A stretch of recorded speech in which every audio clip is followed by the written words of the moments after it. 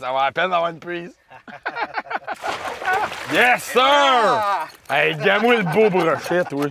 Félicitations. Ah, il est magnifique. Promutuel est... là. La la la la la la la. Germain Chevrolet Saint-Raymond, fier partenaire de l'émission La pêche dans la peau avec Samuel Gendron.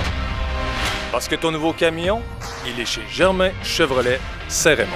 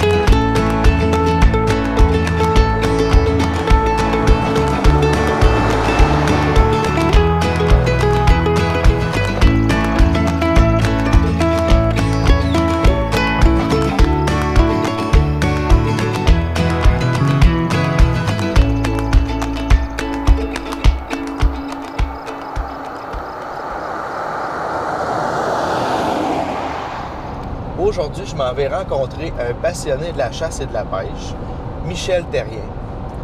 On va pêcher ensemble à la pourvoirie du milieu. On va cibler le brochet, peut-être d'autres espèces aussi. Et une chose est sûre, on va avoir beaucoup de choses à se dire.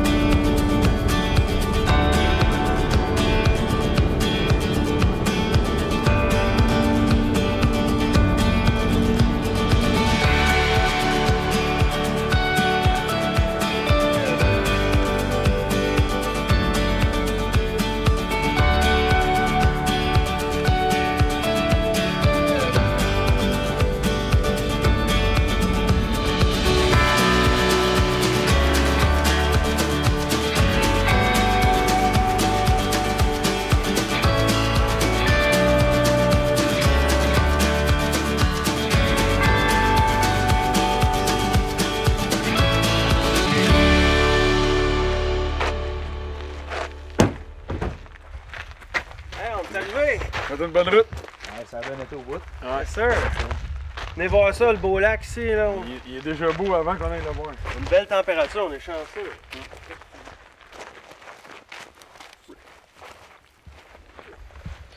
Ah oui.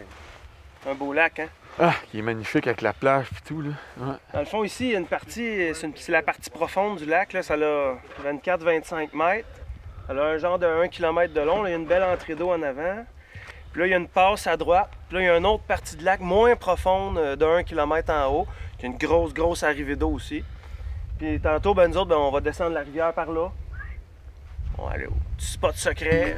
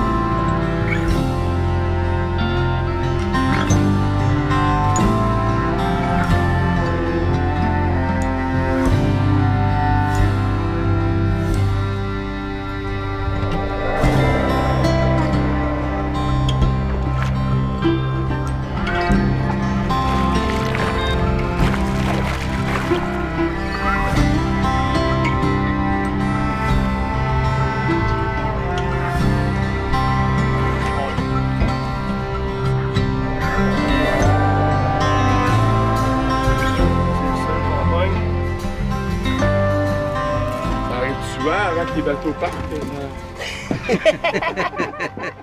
Lui, il a starté, il a sorti de là. Puis après ça, il a attaqué une première fois, une deuxième, une troisième fois. Puis la quatrième, là, il a fait rire. Mais il a continué d'attaquer tout le temps. C'est comme tu dis, c'est territorial, c'est carnassier, ça veut. Moi, j'adore ce tempérament de poisson-là. Pour vrai, de vrai, là. Tu sais, il me fait penser à un coyote, il me fait penser à un loup, il me fait penser à... Dans le règne animal, là, si t'es une souris, si t'es un petit méné, à la limite, si t'es un petit doré, tu sais jamais quand est-ce qu'il va fondre sur toi.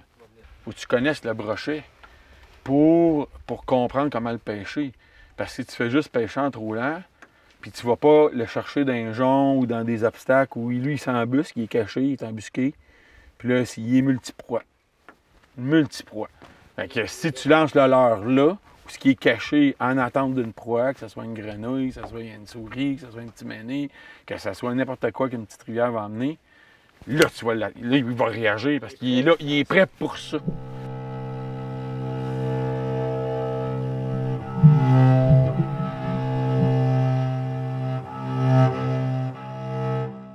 Je t'ai amené mon livre « Homme des bois », mais il y a un chapitre qui s'appelle « Cannibale d'eau douce ».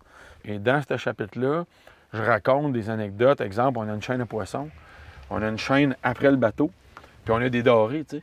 Puis pendant le contrôle, on entend cogner la chaîne. Contre le bateau, là, tu sais, il y a une certaine violence. Puis quand on regarde, là, il y a des brochettes de 10-12 livres qui viennent attaquer nos dorés après le bateau. Tu sais, ça donne-tu une idée que même si le bateau, il trôle, eux autres, tout ce qui fait une vibration, comme 4-5 petits dorés attachés après une corde ou après une chaîne, c'est des messages de détresse. Ouais. Mais le brochet, il l'a capté, il l'a suivi, il l'a analysé. Puis probablement qu'avant d'attaquer, il a suivi le bateau un bout. Puis à un moment donné, il s'est attaqué.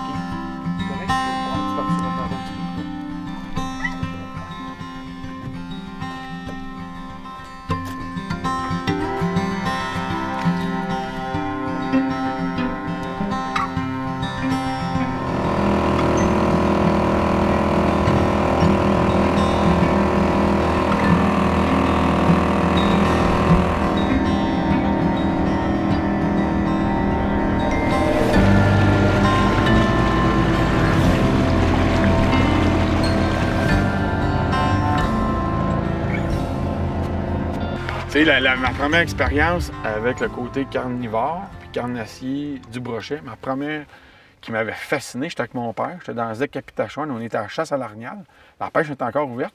Puis dans le chalet qu'on a, dans le hangar à bois, il y a une canne à pêche. Il y a juste une canne avec un gros hameçon. Il n'y a pas de leurre. Fait que là, je dis à mon père, c'est de l'air qu'il n'y ait pas de leurre, tu sais, il y a du brochet en avant. Mon père, on avait à prélever des perdrix cette journée-là. Écoute, l'histoire, c'est fascinant. On avait prélevé 4-5 perdrix, puis on avait des tétras de savane. Puis mon père, qui a du vécu comme guide de chasse, puis comme pêcheur, il me dit, ben prends juste une tête de perdrix, puis casse ça, tu sais. Puis là, je me souviens, j'étais stupéfait. Tu sais, j'avais même... Puis mon père, c'est pas quelqu'un qui me jouait des tours quand j'étais jeune. C'était plus quelqu'un qui aimait enseigner à ses gars, tu sais. Fait qu'il dit, prends une tête de perdrix, puis il dit, ça va faire la job, tu sais. Puis de fait, tu sais, il y a plein de plumes après ça, il y a un peu de sang.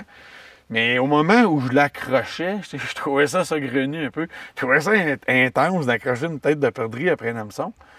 Puis tout le long que je castais, mon scepticisme, il était magistral. J'étais très sceptique. Mais j'ai casté, comme ça touchait à l'eau, un attaque. Automatiquement, là, en touchant à l'eau, là, un attaque. Avec un premier brochet, je récupère la taille, je la replace comme il faut dans la gueule du brochet, je recasse une deuxième attaque.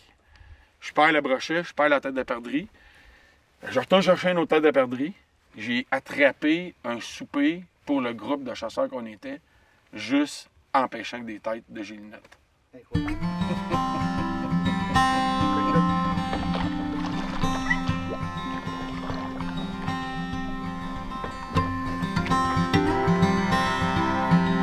Le pont, il doit être juste dans le détour, hein?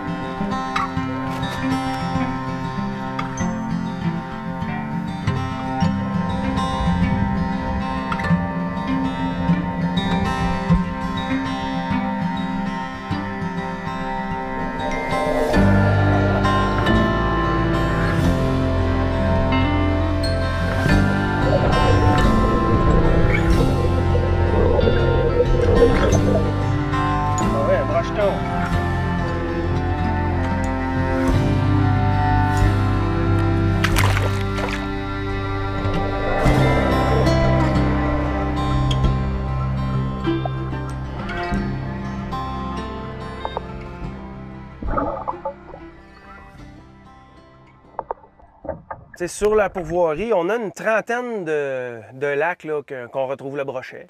Okay? Après ça, ben, on est rendu à 6-7 lacs là, de doré. Après, on a 24 lacs à moucheter, dont 10 qui sont naturels. On a, bon, il y a de la perche chaude, il y a de la chigan dans le sud du territoire, dans la rivière du Milieu, dans la rivière La Violette, puis au lac La Violette, c'est vraiment la chigan qui se retrouve juste au sud du territoire. La truite mouchetée, c'est les lacs de tête. Hein, c'est les lacs que le brochet et le doré n'ont pas été capables de monter pour coloniser. Fait que c'est vraiment ça qui fait qu'on a une belle diversité. C'est qu'on a un bassin de base, brochet doré, puis avec des lacs de tête, truite mouchetée. C'est là qu'on est capable d'avoir toutes ces espèces-là dans le même territoire.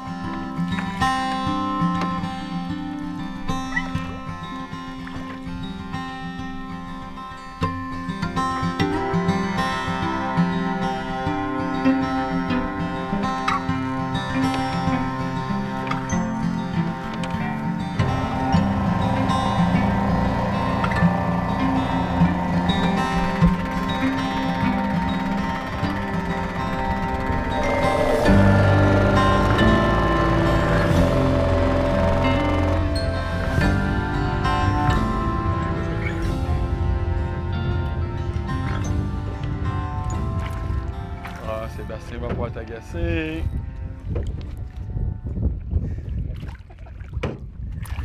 Hop. Voilà. Remise à l'eau express. La remise à l'eau, c'est super important. Ouais.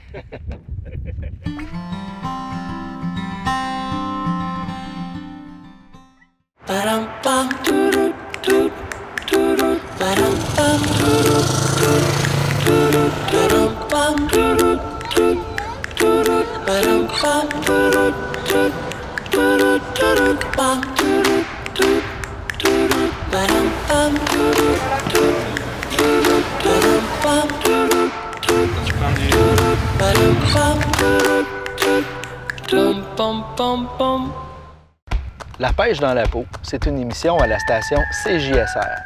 C'est aussi une page Facebook et une très belle communauté.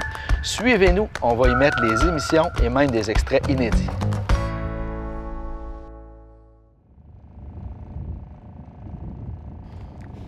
Hey Michel, en 2 ou 3 mots, pourrais-tu me dire pourquoi que la chasse et la pêche te passionnent tant? OK, tu veux que je te sens en 2 ou 3 mots? Oui, Hein? maximum. Ben, c'est ça. Moi, en partant, et je pense que ça a une grande influence, j'ai grandi là-dedans. Tu sais, du plus loin que je me souvienne, quand j'avais... juste coup, je plonge dans mes souvenirs, j'étais dans un environnement de chasse, de pêche, de trappage. Mon grand-père, c'était un coureur des bois. Mon père, qui a 88 ans aujourd'hui, guidait. Alors, nous autres, on mangeait du chevreuil, de l'orignal, on trappait le loup, et puis on était tout le temps en pêche. Alors, j'étais motivé, stimulé, j'ai développé une grande curiosité dans tout ce qui concerne la vie sauvage, la nature, et même aussi au-delà des récoltes, parce que j'aimais aussi énormément apprendre sur les animaux, tu sais, espionner les bêtes, peu importe la bête. Je veux comprendre les choses, je veux comprendre pourquoi tel poisson réagit comme ça, pourquoi quand la température de l'eau change, le poisson change de comportement. Je suis fasciné par ça. Je suis fasciné par tous les secrets qu'on a à découvrir au cours d'une vie en lien avec la nature.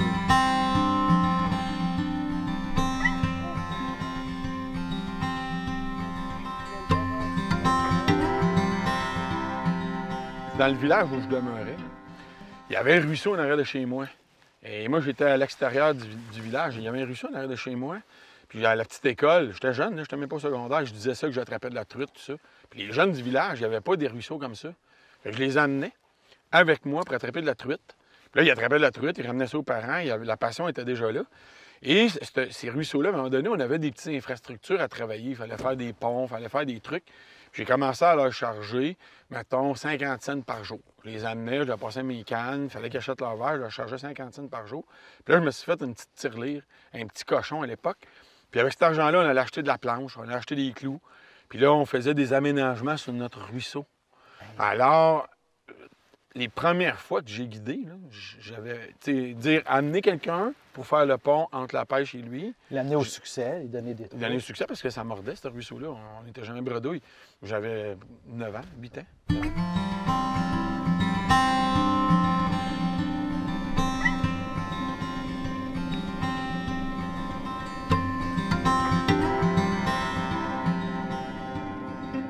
J'en vois de plus en plus des jeunes familles. Les enfants sont là de tout âge, à la pêche, à la chasse. On voit des jeunes puis des pourvoiries, les réseaux de la CEPAC, les EC, tout ça, ils s'ajustent à cette réalité-là. Parce que si on recule même 25 ans en arrière ou 20 ans en arrière, on voyait pas ça, tu sais, des paddleboards, on voyait pas ça des kayaks, on voyait pas ça des trampolines, ces pourvoiries, on voyait pas toutes ces infrastructures-là. Même des fois, il y a des mini-parcs pour créer de la diversité auprès des jeunes. Donc, c'est plus enlevant pour les familles d'amener les enfants à travers l'activité de la pêche, l'activité de la chasse, y faire d'autres choses. T'sais. Ça fait une rétention, il y a plus de choses autour d'attractions pour les jeunes familles. Oui, exactement. Exactement. Mais il faut toujours construire un effort pour stimuler ces jeunes-là. Surtout, dans la région, ça va bien. Quand tu t'en vas dans les régions, si tu parles de la Gaspésie, les Laurentides, la Tuque, Mont-Laurier, c'est de génération inné. Mais la nouvelle relève qu'il faut stimuler, c'est important de trouver des incitatifs. C'est pour ça que quand on arrive avec un permis de la relève, tu sais, il y a eu un permis en place. As-tu une activité au bout de ta canne? Petite. Et on sait que maintenant, le permis d'initiation chez les jeunes, oui. Durant une année, il y a une amnistie. Tu n'es pas obligé d'aller suivre ton cours. Fait que tu peux avoir 12-13 ans. Tu ne sais pas si tu vas aimer ça. Tu ne sais pas si tu vas investir là-dedans. Mais tu as une année que le jeune, là, il peut chasser le petit gibier, l'orignal, le chevreuil, ce qu'il veut, pour savoir si c'est une activité qui va lui plaire. Et c'est la même affaire avec la fête de la pêche. Ça, c'est tellement beau. J'adore la fête de la pêche. C'est merveilleux. Tous ces événements-là sont faits pour faciliter le lien entre la faune, la nature, la pêche, la chasse, pour justement voir si l'intérêt est là. Et évidemment, si cette journée-là, la petite fille ou son frère, il attrape des truites d'une demi-livre, puis là, ils ont un combat, puis le soir, ils mangent ça à la maison, bien, il y a des bonnes chances que cet événement-là ait encouru à amener de la relève. C'est grosse cuillère. Un beau. 8 livres. Ah, wow! Au fond de ma grosse cuillère pendant qu'elle faisait rien.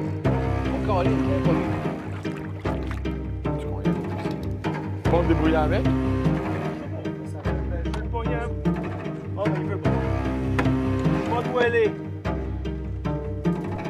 Là, il va se mettre là. Il est parti, là! Ah, on va le faire bouger. On va le fatiguer un peu. Allez, on va le puiser, Sébastien. Oui? Ouais. On va le freeze un peu. Travailler à 2 bateaux. Ça prend 2 bateaux. Un petit fougueur. Ça va à peine d'avoir une prise.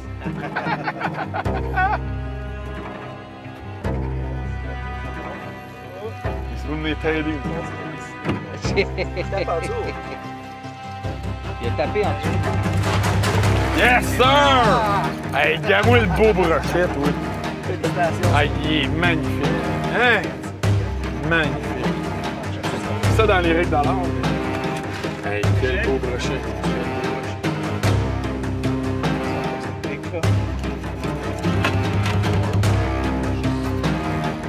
Ah, wow! Il est beau! Wow, il est vraiment beau!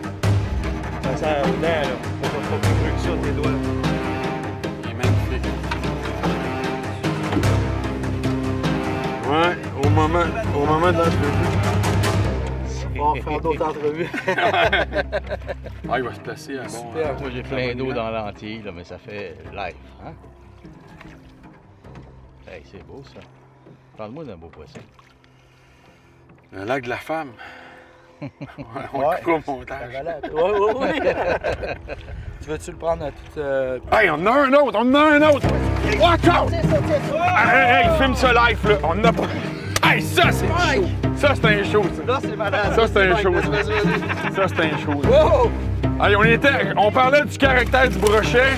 Regarde ça, le caractère du brochet, c'est quoi? Ça?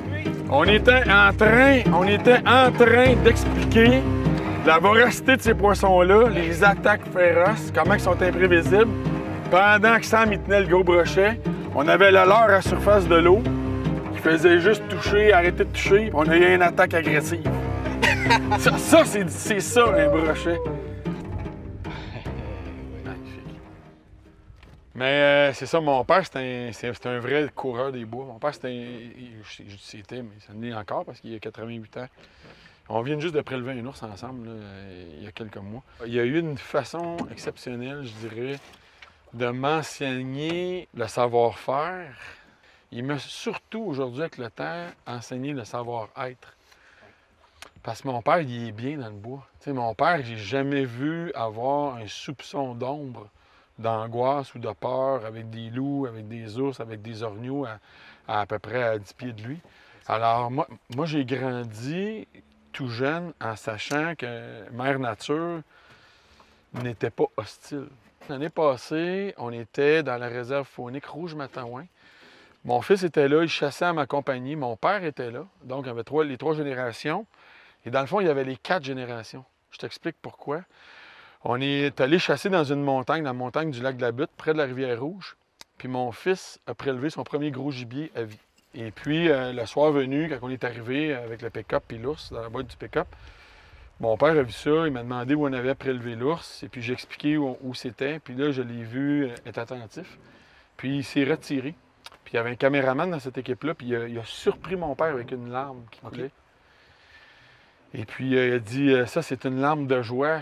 Puis il dit, parce que Charles-Antoine, il a prélevé son ours, là où Joseph, son arrière-grand-père, coupait du bois à l'époque au Godard d'Or, quand Joseph avait 16 ans.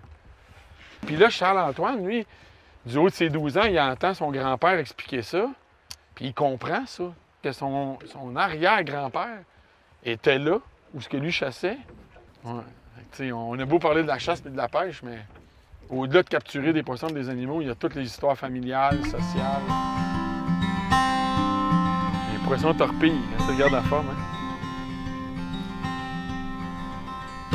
Belle grosseur des filets, belle grosseur pour les amis.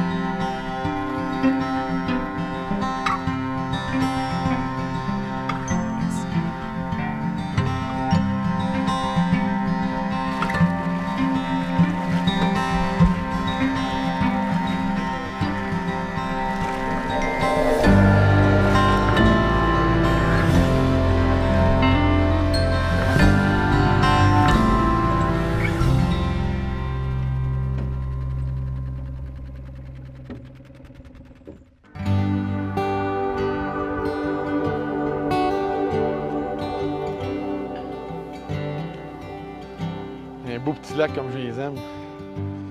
La beauté de notre journée d'aujourd'hui, c'est comme le brochet a collaboré. On a une petite fenêtre de temps pour venir taquiner la truite mouchetée. Et de mémoire, ce lac-là, quand on était venu, les truites avaient des couleurs particulièrement éclatantes. Alors, c'est ça que j'ai envie qu'on voit. Et voilà. Regarde les teintes de couleurs. Admire ça. Ouf. C'est pas commun, là. Vraiment, vraiment. Le rouge, le blanc, le noir sur les nageoires du bas. Quelle belle.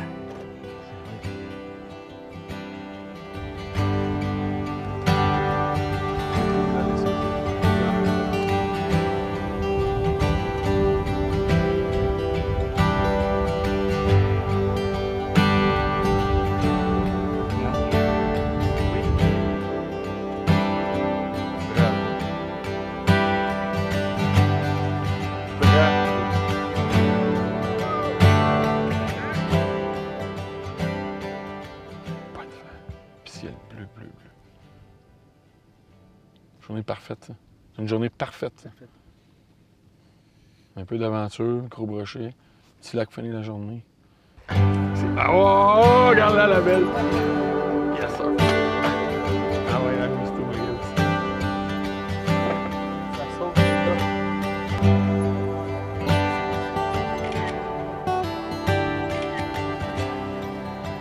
un doublé? Doublé. On a un doublé. Ah, j'ai échappé. Hey, où tu fais mal arrière, c'est super.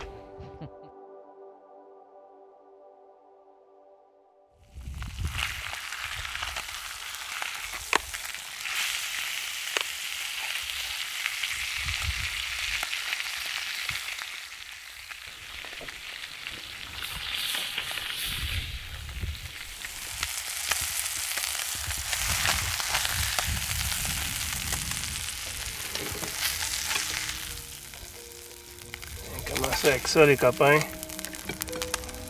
C'est vrai qu'on a une carte à On va ça. porter un toast avec la bouteille de vin, la pêche dans la peau. Hein. On a un Bordeaux Chin chin, les boys. Plaisir pour vrai. Hey, bravo. en heure au brochet. Beau séjour, ça a bien été. Bien content de vous avoir rencontré, c'est le fun. Carrément. Merci beaucoup. Merci les gars. Attention, ça va être chaud. Savourons.